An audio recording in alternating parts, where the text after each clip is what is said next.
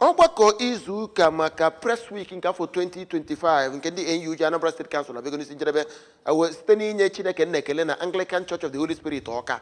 Onye nta aka maka Onwusulike wetara anyị ozi na onye isi oche ya bụ otu kansụl Dr. Odogwu Emeka Odogwu du ndị union a wee bịa oke inye Chineke na-ekele ma kwupụta afọ ojuju o nwere ebe Chineke nna nọ maka mara nke o nyere ha n'ime afọ gara aga.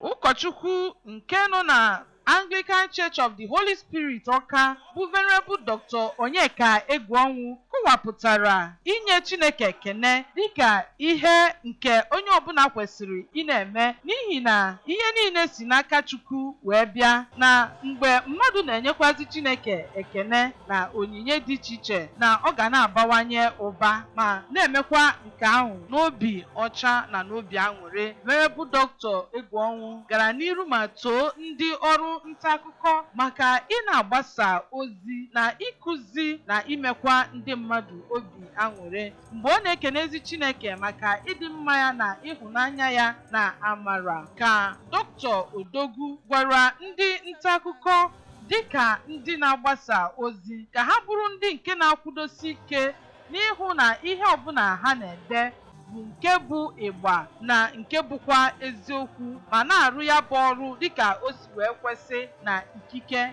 ji ha. Abụ m Amaka Onwuzulike maka akụkọ ụwa ABS.